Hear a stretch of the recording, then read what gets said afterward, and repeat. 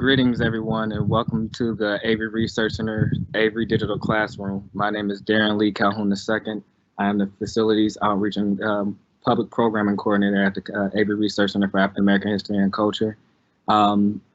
First and foremost, I definitely want to give a shout out to all of our fighters on the front lines, all of the young people who are out there leading this movement. We need you.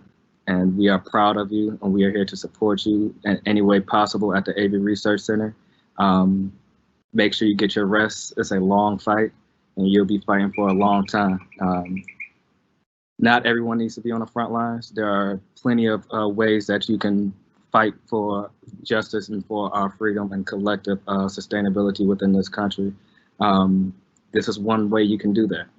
You can be an academic. You can be somebody who's giving money towards the cause. You can be somebody out there fighting a fight on those front lines. You have many, many, many ways that you can contribute to this movement. Find your way and just go out there and fight for justice. This week we are in a unique space. We are at the 5-year anniversary of the Mother Emanuel tragedy that happened here in Charleston 5 years ago. A couple days from now, June 17th, I can remember exactly where I was when that happened. It's been a long, hard week for me. It's been a long, hard week for the country. It's been a long, hard month. But we are here to say that we are going to persevere. Like I said, keep going out there and fighting and make sure we get the justice that we are seeking. Make sure your voice is heard. Tonight, through the Avery Digital Classroom, I'm proud to have a great professor, a great friend, Dr. Adam Domby, to speak on a part of that cause that we're doing, that we're fighting against the false cause, the Confederate memories that we have throughout the Sun. I take this one a little bit to heart because, as many of you know, I am a Calhoun. That man who stands at Marion Square right now owned my family until after the Civil War. That man who stands in Marion Square also has a portrait inside of City Hall. When the city apologized for slavery last year or the year before, I was standing in front of that portrait inside of City Hall and didn't realize it. So I take this very personal, and I look forward to Adam dropping some jewels on this because I've read the book. It's a amazing book, and after you hear Adam's voice, you will read the book inside of his voice, and it'll be so much great. It'll be so much better. So please, also I did want to announce with our partnership with the College of Charleston Friends of the Library, the first 100 people who registered for this event will receive a free copy of this book. When you register, you were told to put in your address, and you will get a book sent out to you. It'll take a couple of weeks, so take your time and buy it still, so go out and support it. But we will be sending the first 100 people who registered for this event a book. Without further ado, we're gonna get this thing started. I'm gonna read Adam's bio and turn it over to Adam. You can always join in on the conversation through the chat room function that we have here. Submit a question and we'll read it throughout the question and answer portion at the end. Again, thank you for coming. We are fighting for you. We are fighting with you. We are here to protect all of our people. We are here to fight for all of our people, be it anybody who's out there on those front lines, particularly our Black women, our Black LGBTQI people. We are fighting for you and we are fighting with you. But without further ado, I'll read this bio. We can turn it over to Adam. So, Dr. Adam Domby. Dr. Adam Domby is an award-winning historian of the Civil War, Reconstruction, and the American South. He is an assistant professor at the College of Charleston in the History Department, an associate director for right now of the Pearlstein Liphall Center of Southern Jewish Culture. His book, The False Cause, Fraud, Fabrication, and White Supremacy in the Confederate Memory, examines the roles of lies and exaggerations in the creation of the lost cause narratives of the war, as well as their connections to white supremacy. Looking at pension fraud, Confederate monument dedications, and Confederate myths reveal that much of our understanding of the Civil War remains influenced by falsehoods. He has written on a variety of topics, including prisoners of war, guerrilla warfare, and genealogy. He has multiple current research projects on topics ranging from rabbi con men to divided communities in the aftermath of the Civil War. And without further ado, we're going to turn it over to the great Dr. Adam Domby.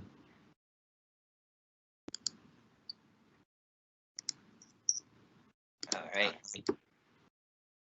Hi, guys. I literally, as he said, turning it over to Adam Domby, it came up with said, the program has glitched. You are disconnected, and then reconnected me. So perfect timing, as always, from technology. It's a pleasure to join you. I wish I could join you guys in person.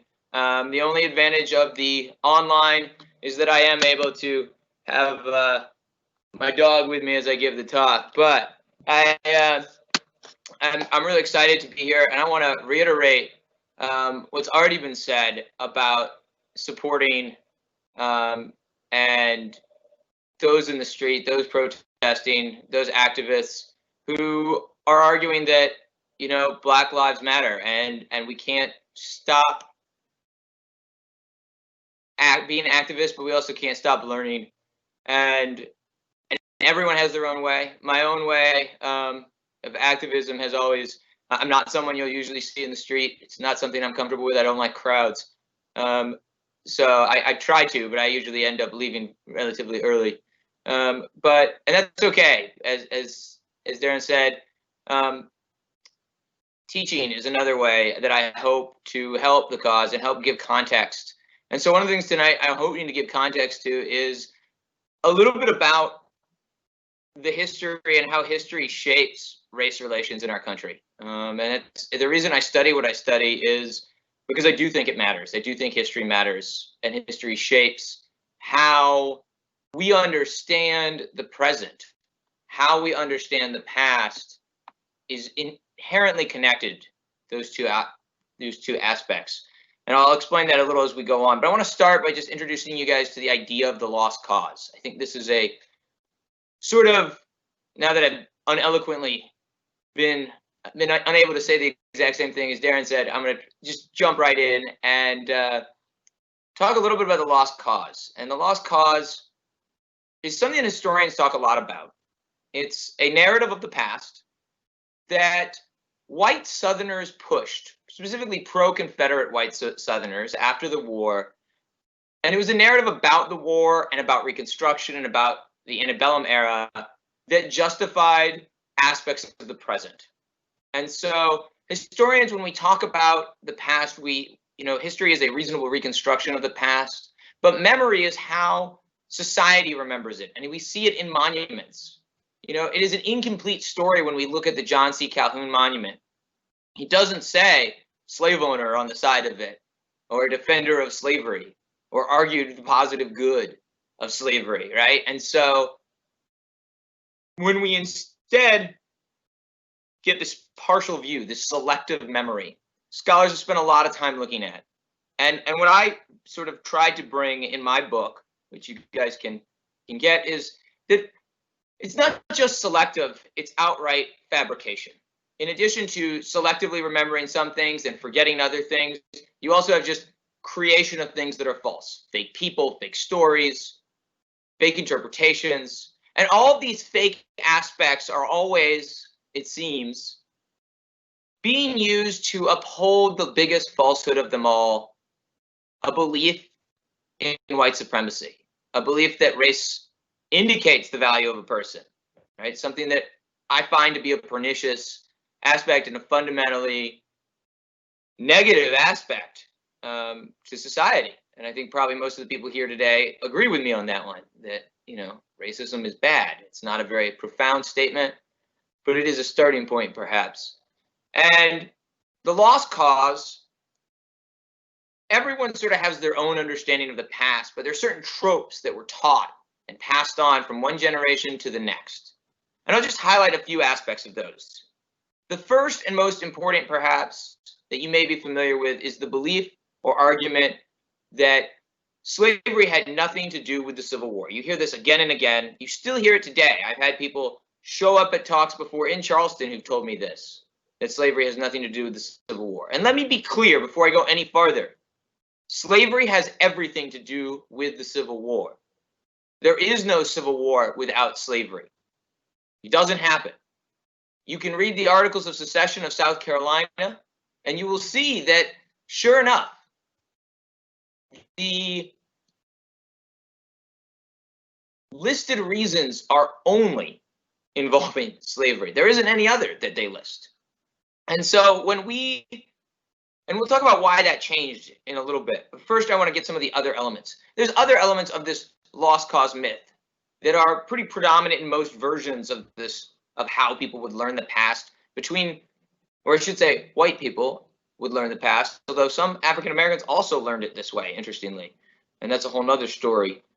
But really, from 1865 to the present, people are still learning this narrative. And another important aspect is a belief that slavery was benevolent. And I want to stop here again and be very clear. Slavery was not benevolent. I know it sounds obvious, but this is still out there. And so we need to say it. I think it's important we start with this premise that slavery is an institution devoted to extracting labor through the violence, the threat of violence, and the threat of separation and terror. It is an atrocity. There is no other way to put it. And I think we have to start with that.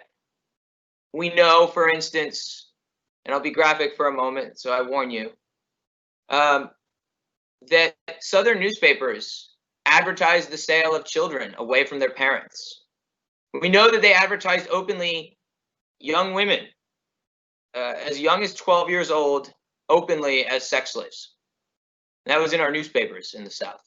That is antebellum culture, or part of antebellum culture, if we're being honest about what antebellum culture. So when you go on that tour of Charleston and you're riding on that carriage and they're talking about how lovely it is, remember, there's a darker underside to that. And I'm not talking about, this was in the paper of record that this would have been published, these advertisements. So slavery is horrible, but there's this belief, this memory that slavery was benevolent. And as part of that, there's a memory, and again, it's false, that enslaved people were happy being enslaved. And this is going to come back, and I'll explain why in a minute, to help justify Jim Crow. Because if enslaved people were happy, and we have race relation problems in 1890, what caused those race relation problems? Well, clearly Reconstruction, which happens between the two. And so this myth is used. And so that brings me to another element of the lost cause that's sort of really crucial. And I can't stress this enough. Reconstruction is as much a part of the lost cause, or a memory of Reconstruction. A memory of Reconstruction as a time of misrule, of corruption. And there was some corruption. There was always some corruption.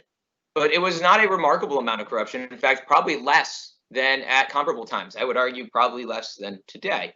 I feel relatively confident in saying. And so this myth, in reality, we should point out, Reconstruction was a time of incredible progress.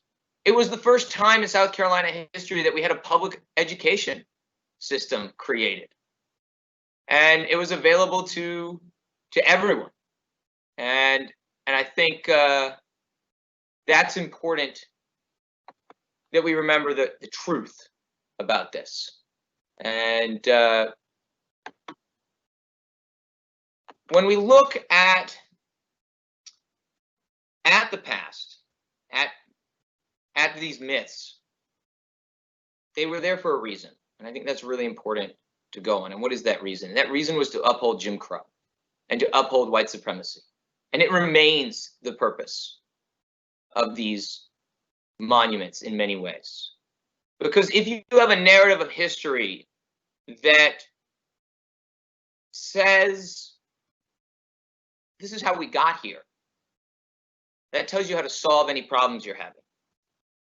And so if you have a false narrative of history, any solution is going to be inherently flawed. And so history is fundamental here to understanding how to solve current problems. And one of the things that each of these sort of myths that were created, and I should add one more. There's a myth that Confederate soldiers were the greatest soldiers of all time. And let me be clear, since I keep having to do this. Confederate soldiers were not the greatest soldiers of all time. I know this for one reason and one reason only. They lost. Confederate soldiers did, in fact, lose the Civil War. And there's a lot of, and one of the arguments of the book is a lot of historians have spent a lot of time, and I think spent a lot of paper trying to determine how the Confederacy lasted so long, despite the overwhelming odds it faced. And I think that's the wrong question. I think the right question is, why didn't it last longer? It's only 4 years. It's remarkably short. How we frame our question as historians is an act of politics, of course. And so I think never forget that. But as we sort of dive in to the lost cause and how it shaped Jim Crow, I want to look at monuments for a second. When these monuments around us were erected, there was no question in the minds of the people erecting them that these were monuments to white supremacy. They said as much at the dedications. And I'll give you 2 examples of this sort of embrace of white supremacy when the monuments went up. And you don't have to take my word for it. Again, you can take the words of the people who put up the monuments that this is what they intended. And I'll start with the one that is sort of central to this book. The University of North Carolina at Chapel Hill has a monument, or had a monument, sorry. It's no longer there. Some of those activists that Darren talked about at the beginning took care of it a few years ago and pulled it down. And so it's not there anymore. And so what we have sort of going on at this dedication, in 1913, the monument was erected, and in 2018, it was pulled down. And so Julian Carr gave the sort of keynote address. Julian Carr was an industrialist. He was a Confederate veteran of sorts. He'd served a full 4 months in the Confederate Army, having had a draft deferment due to college for most of the war.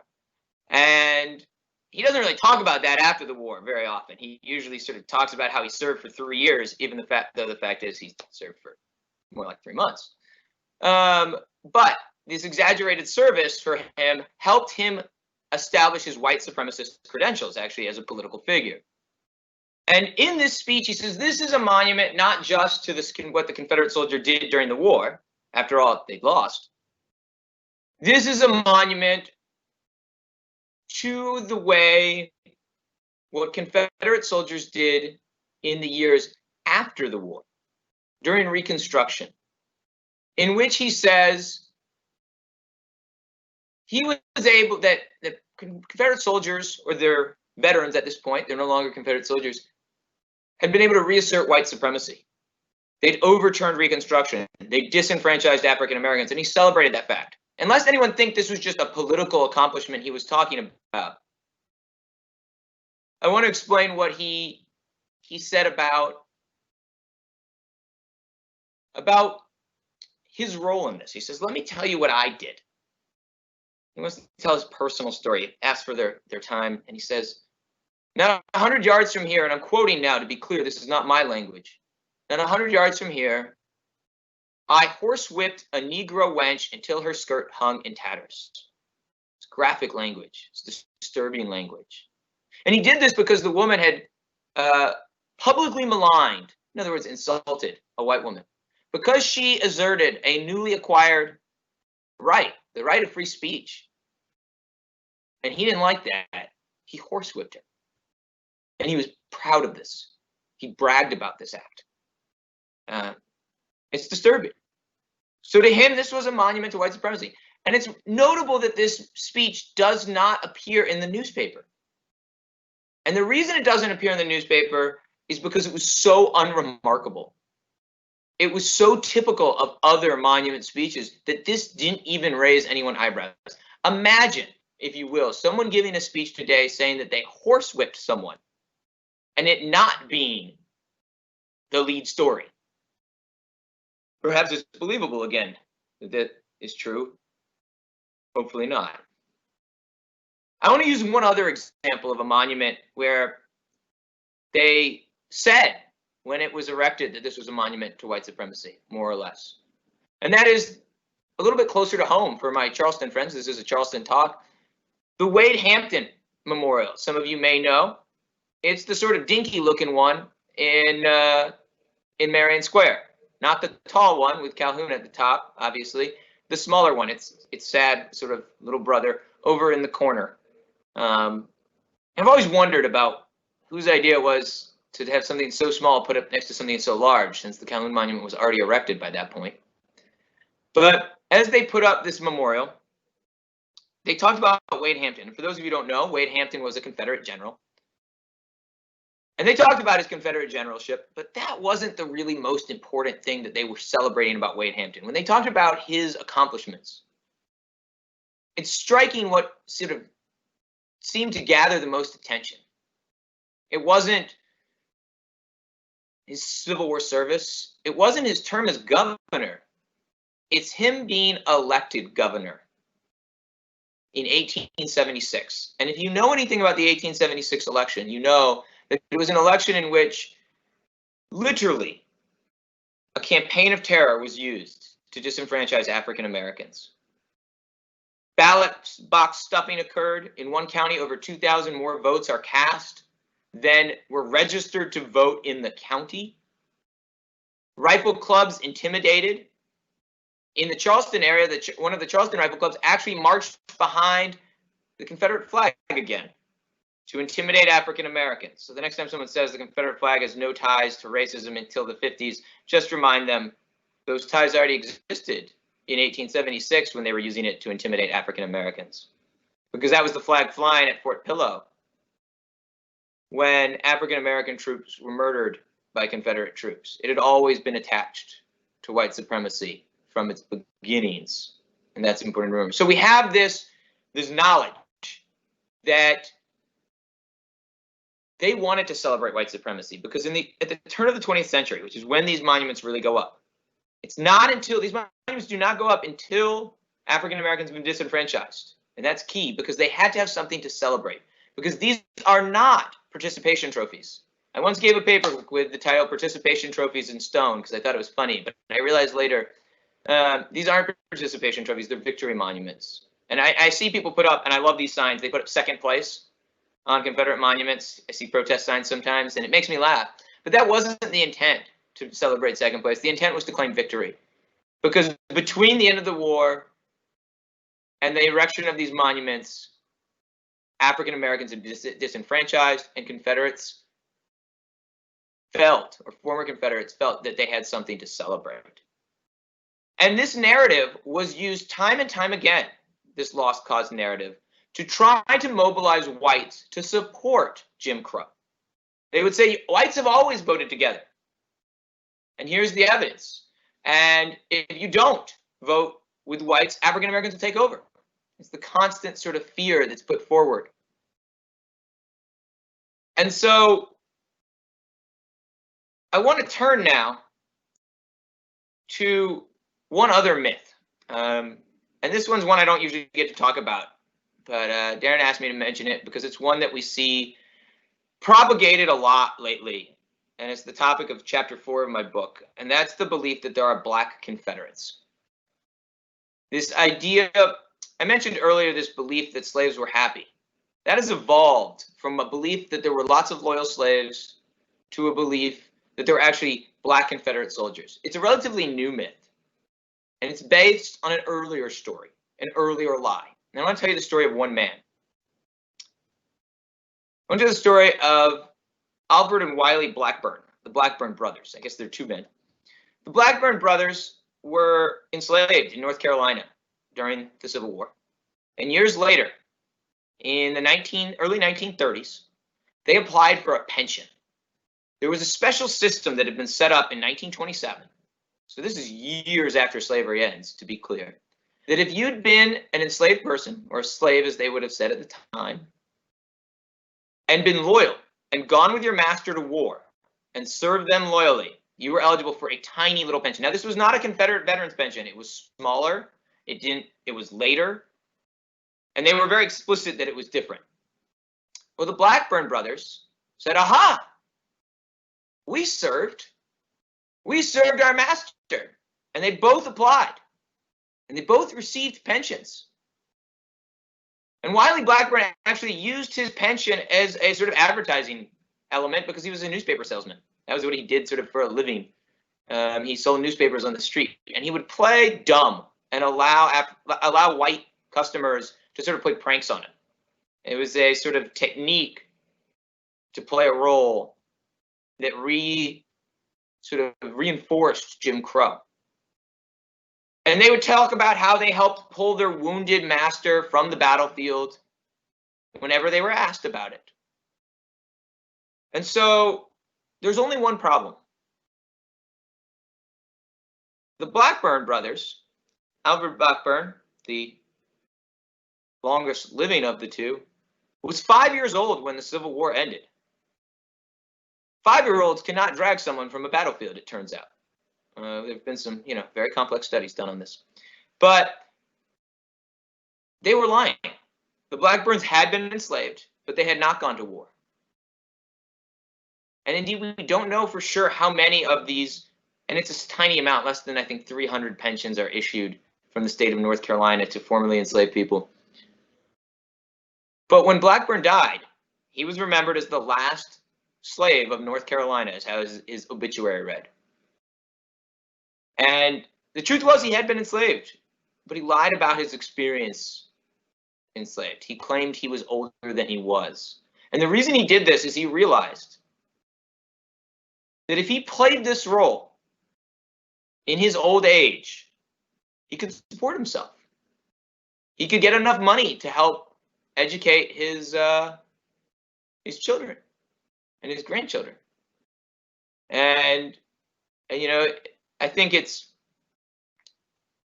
a really interesting story that these pensions have evolved, because these pensions were meant, when they were put forward, when they first were granted, as evidence of loyal slaves, as evidence that enslaved people had been happy, and as evidence that whites were superior and blacks needed less. That's what they were cited as again and again when they were first put forward. But in more recent times, people have claimed that these are signs that the Confederacy was a place of racially egalitarian place. That they believed in racial equality, and that black Confederates were treated just like white Confederates. Now, this is an absurd claim. It didn't happen. If it had, we'd find some records of it. In fact, it was illegal under Confederate law to enlist a black man in the Confederate Army until March of 1865. It's literally in the last weeks of the war, in a desperate attempt to save slavery, the Confederacy is willing to compromise at long last, to free a few slaves to save the institution of slavery. And so this myth, though, allows people today, this myth that the Confederacy wasn't racist, if we can believe that the Civil War wasn't about slavery, if we can believe that there were black Confederates, and we can't, to be clear, but if we could, what would it allow us to do? Well, it would allow us to believe that African Americans have been given a fair shot in the United States, that they've had the same opportunities as white Americans. It allows you to have an understanding of how we got where we are today that is not based on reality. A reality that we know African Americans have continued to be discriminated against long after slavery formally ended. We know this through things like redlining, tax policy, housing policy, payment, how people are paid differently, how people are treated when they walk in a store on King Street. And the fact that African American families couldn't get loans, so they couldn't buy houses, which is the easiest way to pass on wealth. How black farmers weren't able to get loans in a debt-based industry. How they weren't eligible for many of the New Deal plans at the same levels as white. How even more recently, with the most recent bailout due to the COVID-19, African American managed companies are unable to access that money. We know that historically there is a reason for inequality along racial lines in the United States. And it's not that one group works harder than the other. It's that one group is given more opportunities and more privileges than the other, to be clear. But if I believe that everyone had the same shot, let's play this out for a second. What does it let us think about the present? We can turn to affirmative action. If you believe everyone had the same shot, then affirmative action is reverse discrimination. That's the logic, right? African Americans are being given an unfair advantage because otherwise it'd be equal. If, on the other hand, you know the true history, that African Americans have been discriminated against, that claims that African Americans have been treated equally are false, then affirmative action is an attempt to level the playing field, perhaps an attempt that doesn't even go far enough. And so historical narratives are not just about narrative. They're about current politics. They're about worldviews. And we see this. And we can actually see this in polling. I see Gibbs Knotts is here tonight on the questions. We know from polling that conservatives, and Gibbs Knotts is a political scientist, for those of you who don't know.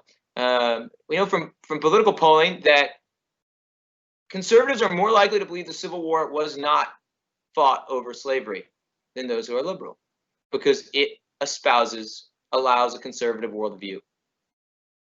And so when we look at today's situation, when we look at the monuments around us, when we look around, and I hear some scholars even, at least they call themselves that, saying that when these monuments went up, they were non-controversial.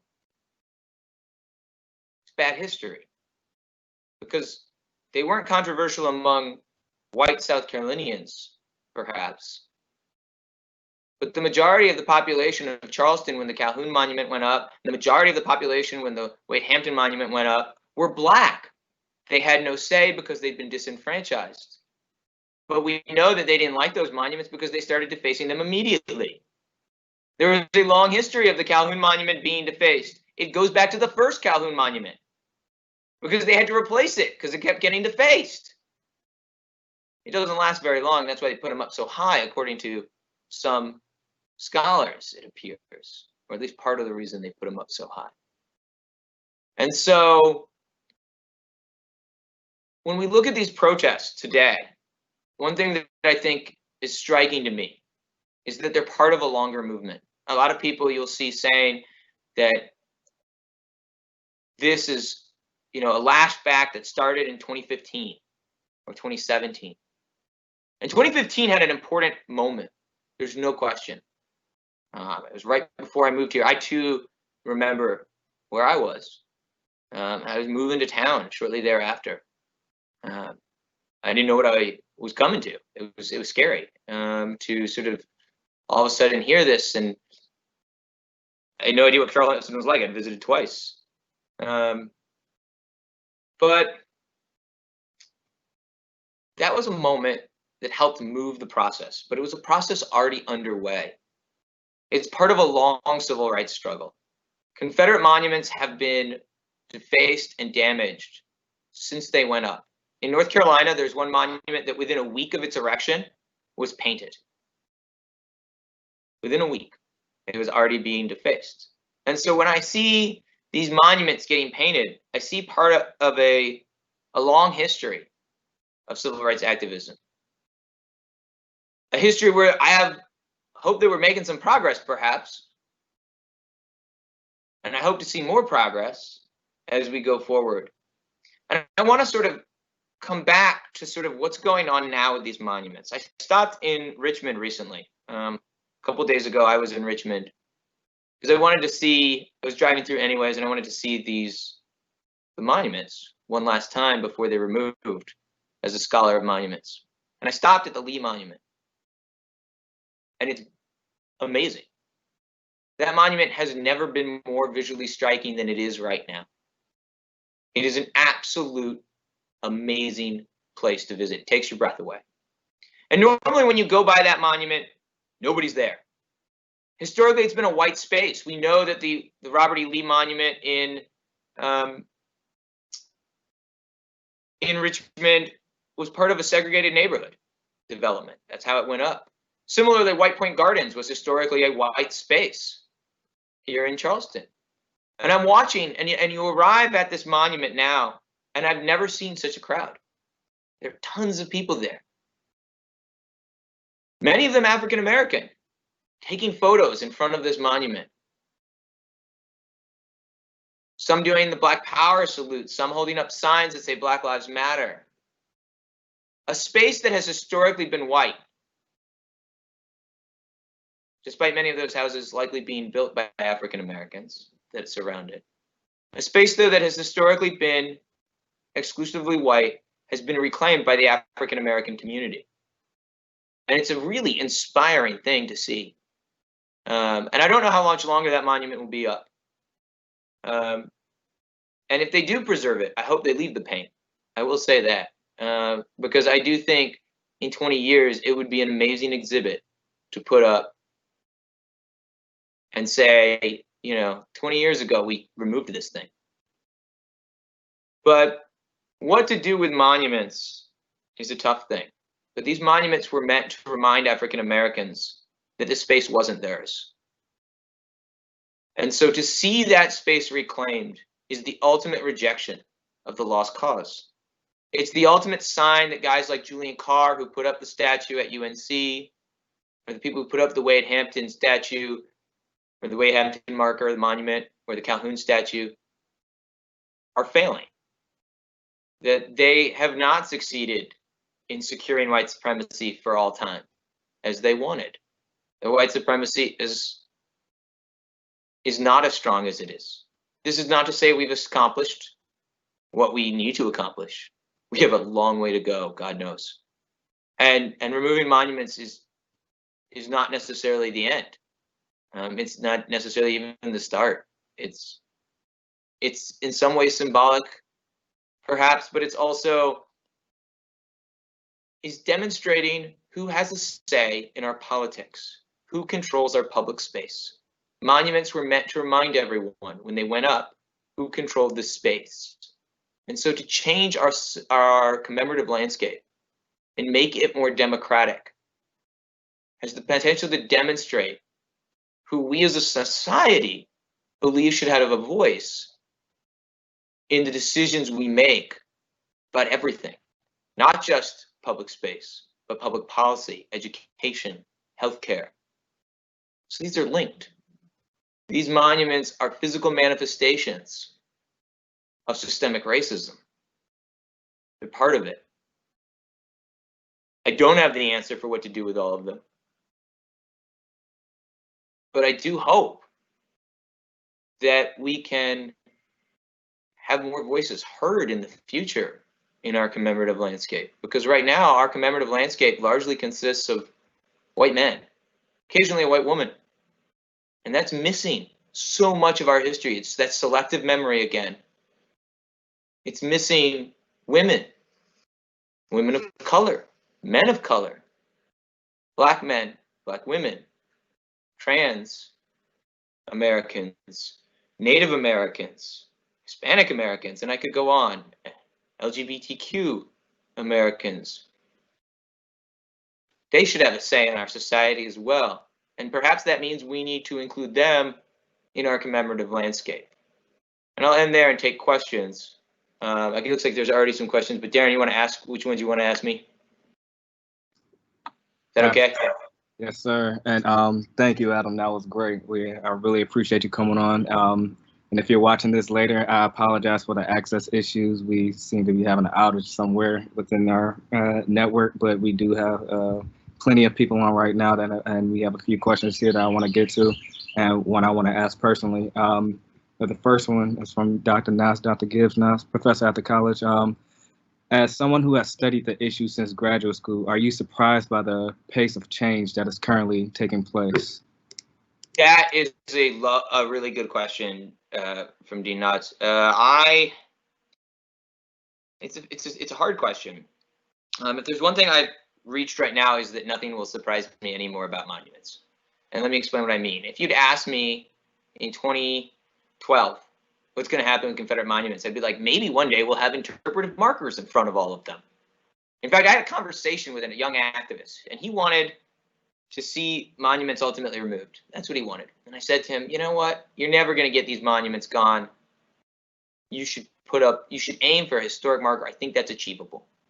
And then you can teach people about Jim Crow. I was incredibly naive in 2012, to be clear. And I was wrong for a variety of reasons that I'll explain. I didn't, first off, understand the impact these monuments had on my colleagues of color. I'm a white man. These monuments don't insult my personhood. Though they insult my principles, they do not insult necessarily my personhood.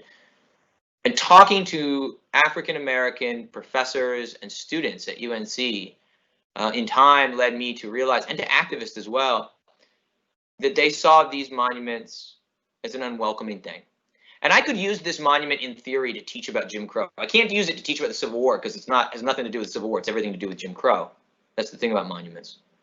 But I could use them to teach about Jim Crow if they were around, but I don't need them to.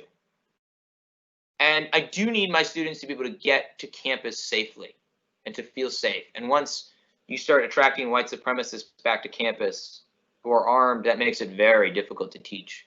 And so to me, that was the sort of killer to Silent Sam. Was once that happened, there was no hope of ever keeping him. And I was wrong, and that's the truth. And I called him in 2017, and I gave him a mea culpa. I said, I was wrong. This monument's going to come down, I realized. I realized that things were shifting, and then it mattered more than I realized to a lot of people.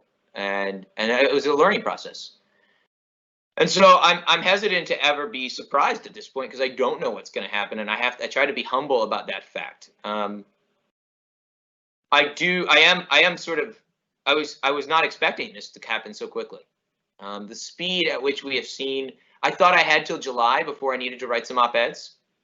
I thought in July we were going to have a series of monuments removed in Virginia. Virginia had just removed its heritage law, but to see what happened in Alabama, where local officials realized that the cost of removing a monument, $25,000 fine, is cheaper than keeping it up, both monetarily, because you have to provide security, but also the cost to your community was incredible. It caught me off guard in that way. So I am somewhat surprised, but I'm also not surprised because I recognize the fact that it's very unpredictable with commemorative landscapes what will come next. And it's unclear still, is this going to lead to the removal of 100 monuments, 600 monuments, or another 20 monuments? I don't know.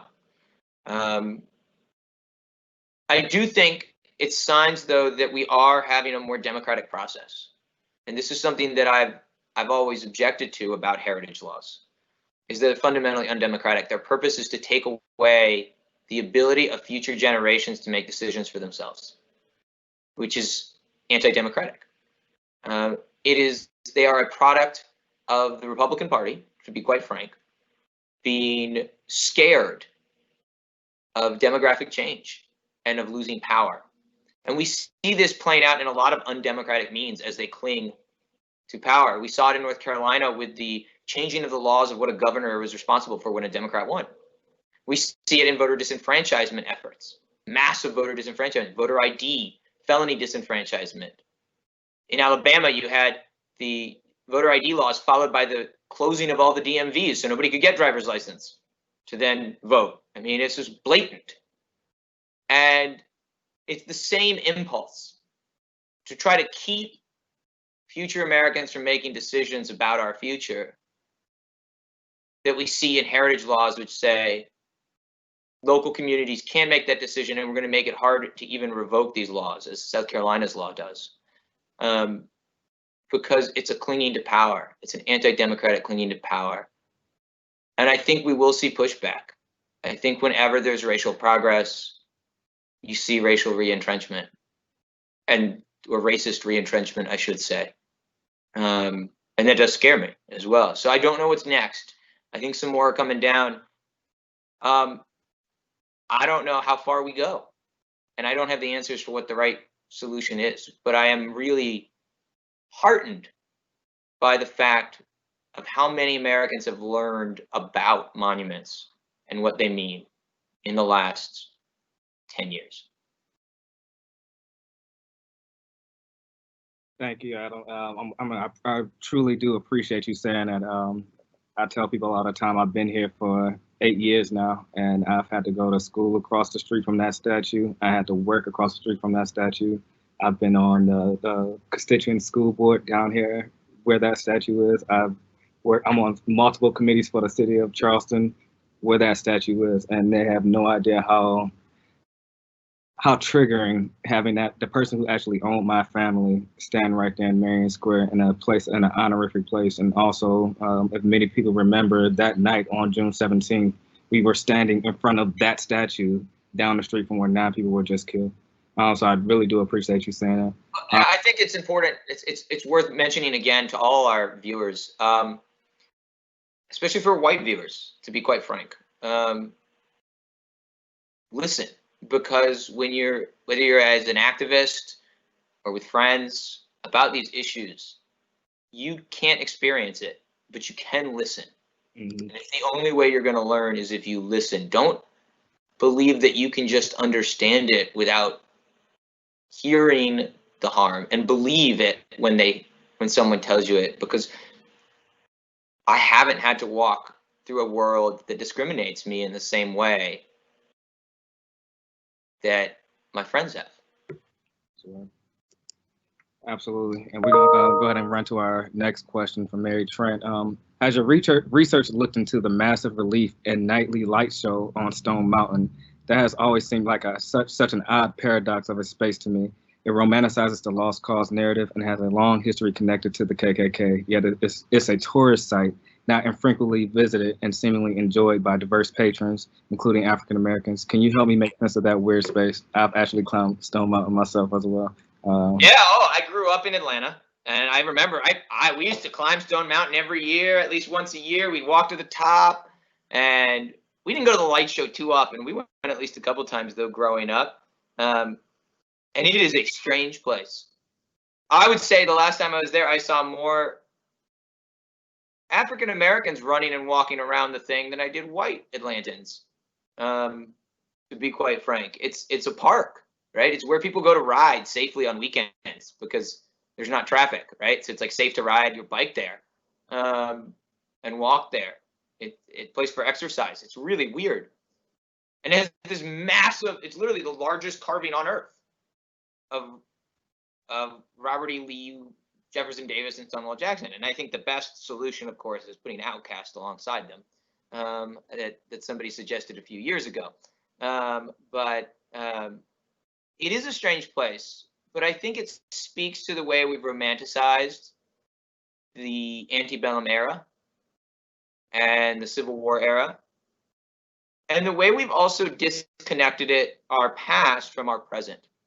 The fact that everyone can ooh and ah, even frequently, to be honest, there are African Americans in the audience oohing and ahhing, and they've gotten rid of the Confederate flag, no longer flies on it anymore. And I think it's the American flag, which is perhaps even more cognitive dissonance happening there, right? But it's a cool light show. There's lasers, right? It's entertaining if you've got kids. It's totally understandable why you would go watch it. And it's disconnecting our history in the way that memory is frequently seems to be disconnected from our values, but is actually sort of subtly teaching values. It's subtly teaching, hey, these are the type of people you should emulate. You should look up to Robert E. Lee. You should look up to Stonewall Jackson. You should look up to Jefferson Davis. You literally have to look up to them, just like with Calhoun, it forces you to, right? And these are not people who perhaps we should look up to. I would argue they are perhaps not the people we should look up to, quite the opposite. So I think it's a strange evolving space. And it's one that is, I think, going to evolve again. There's actually a proposal I heard from someone once. He said the solution to Confederate monuments, move all of them to Stone Mountain and just put them in front. So there'd be like 32 Lees standing there when you go and look at it, and like 15 Jacksons, and like 112 common soldier monuments looking at you, it would be weird, right? It'd be an amazing museum to teach you about monuments. Like, it would be an interesting experience to learn about, the Jim Crow era, and to say, look, we moved all these monuments here. It's sort of like what some of the former Soviet republics did with their monuments of Lenin and Stalin. They put them all in a park, Stalin world. And I wonder if that might be a future solution. But it is, I don't have a good answer for you to how to make sense of it, other than African Americans have always had to deal with these monuments. And so they've learned in some ways to either not see them or to push past them.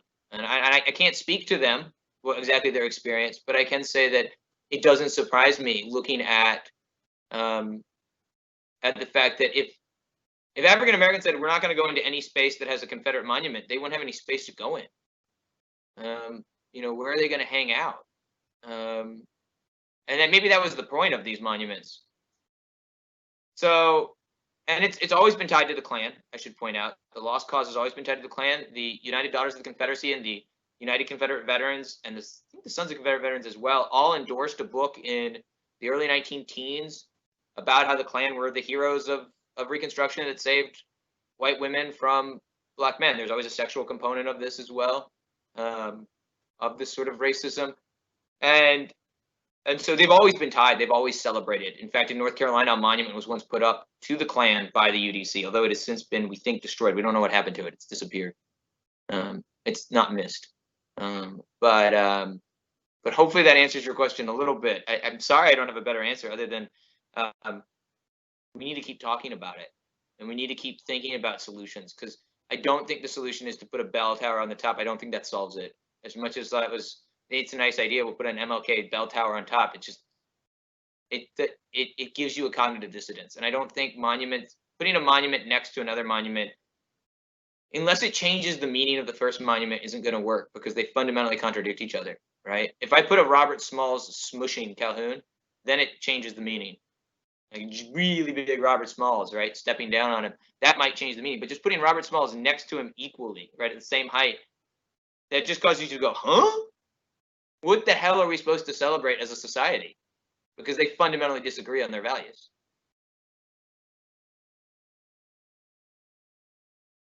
Absolutely. And I want to actually take it back to your book. If they do try to move all of these monuments into one central space, they probably won't make it because they were cheaply made. Very much so. That's why they're so easy to knock down right now. I'm not saying do it or not, but that's why they're so easy to knock down. They're very cheaply made.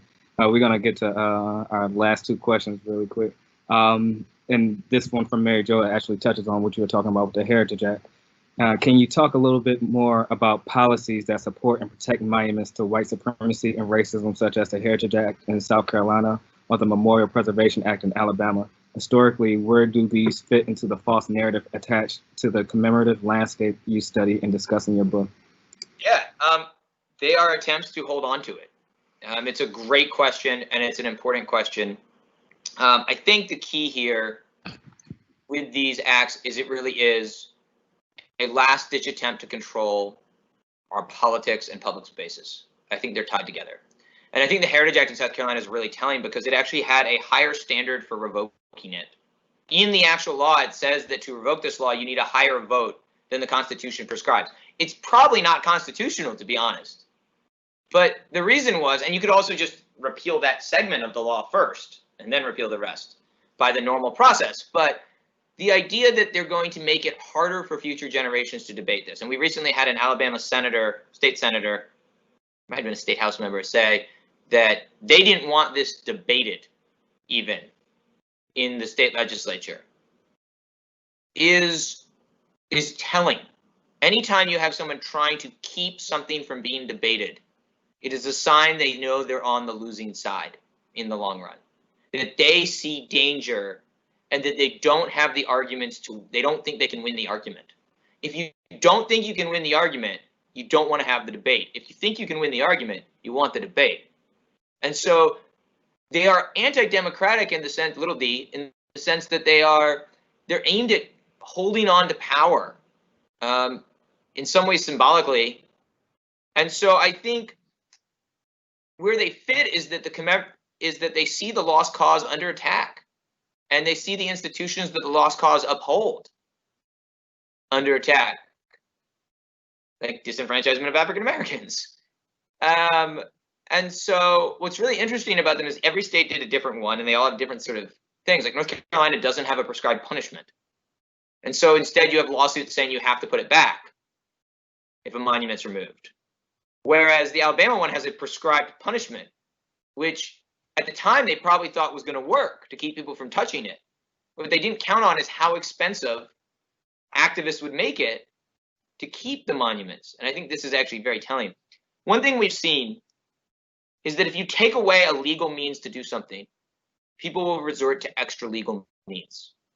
By taking away a process, by not having a process in which the city of Charleston can say, we don't want Calhoun here anymore, to have a vote on it and determine what to do with their commemorative space.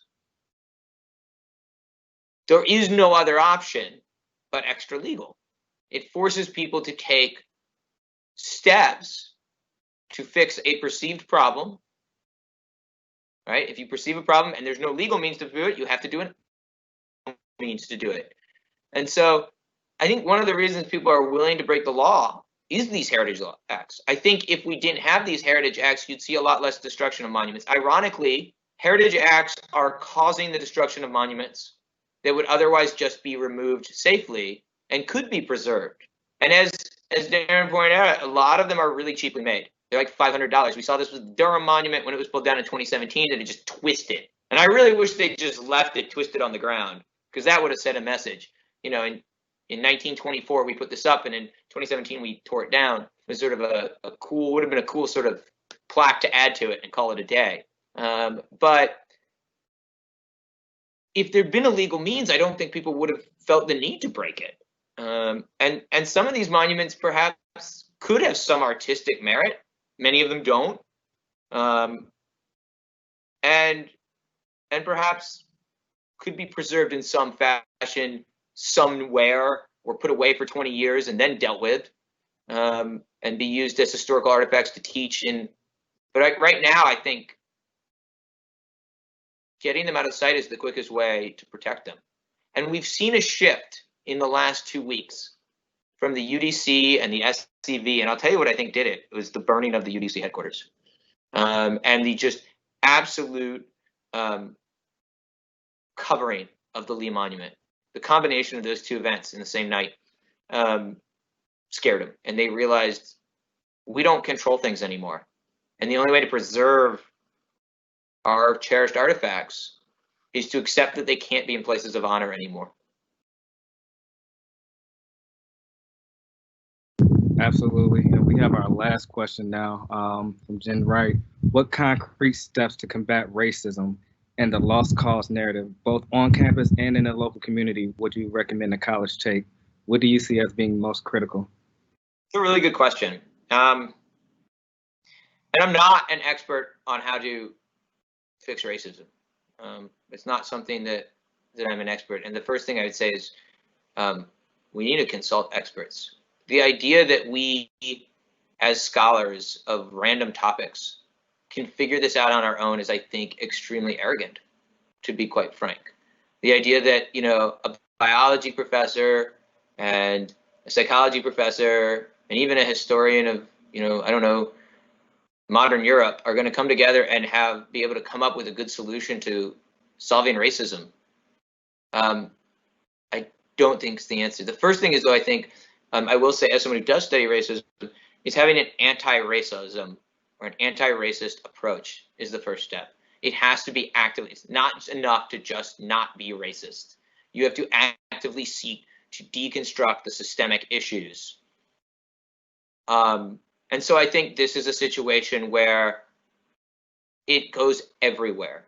It goes into hiring. It needs to be at the top of our mind in every decision we make as departments, as teachers, as hiring authorities. When we sit down to hire, we need to be thinking, how do we make our campus more diverse? Because we're not representative of the state.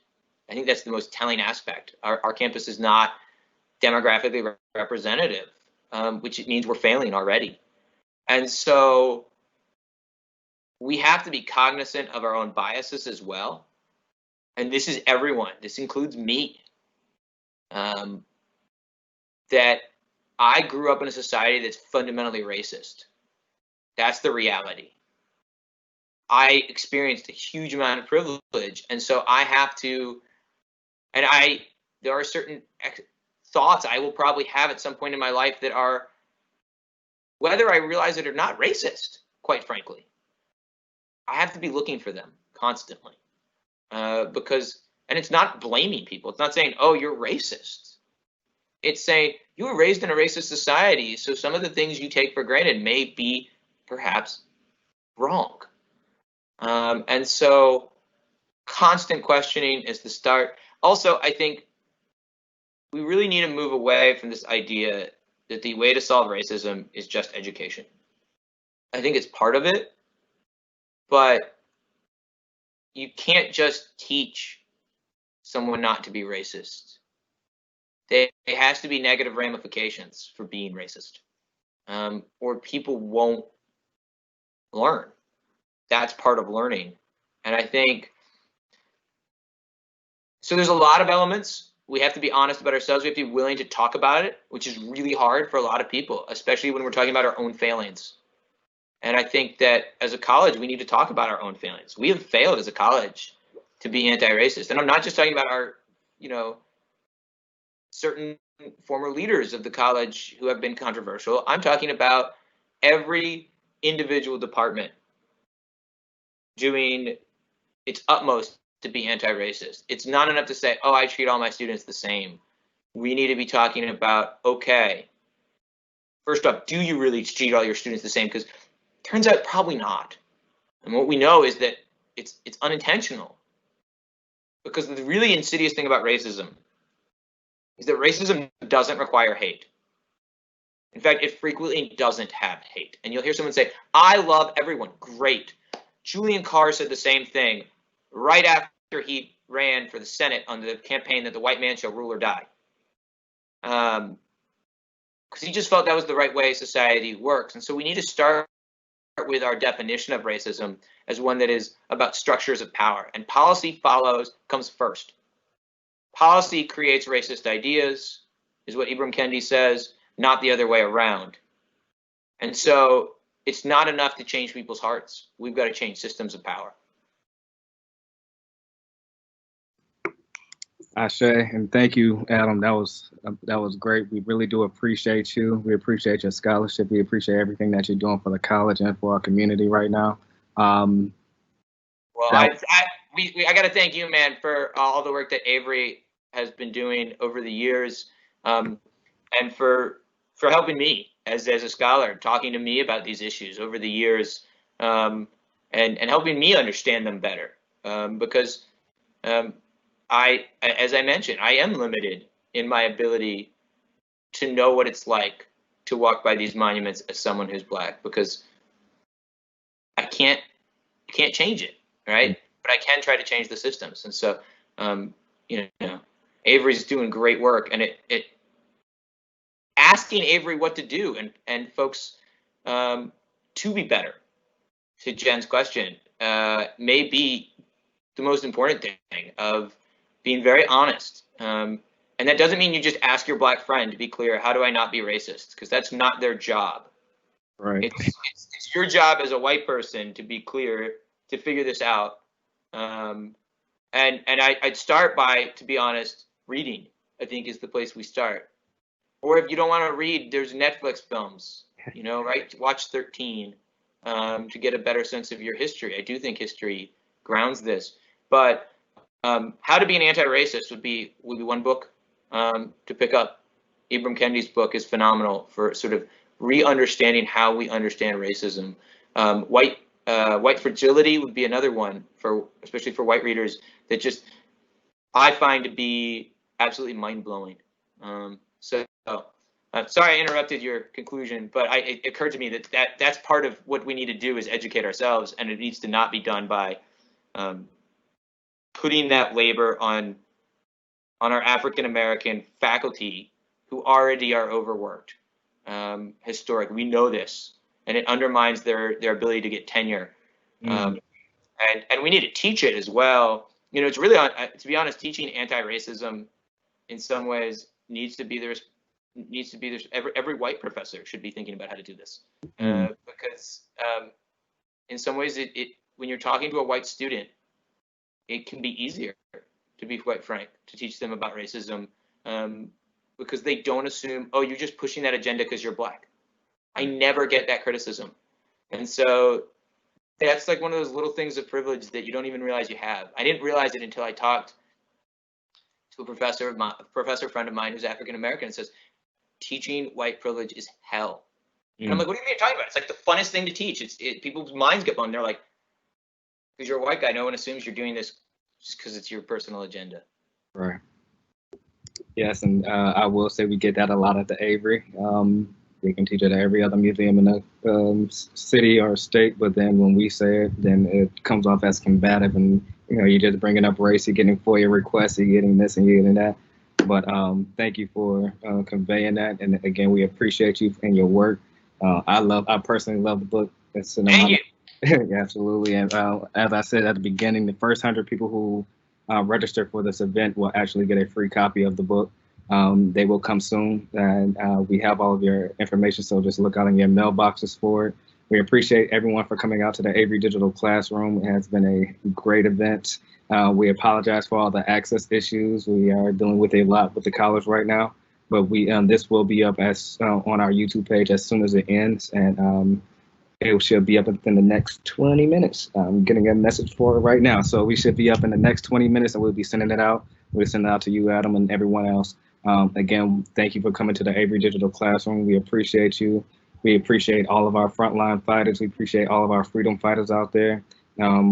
Again, we support our Black women. We support all people of color. We support our Black LGBTQ community, and we will continue to fight for Black Lives Matter and continue to be supporters and fighters with everyone inside of the movement.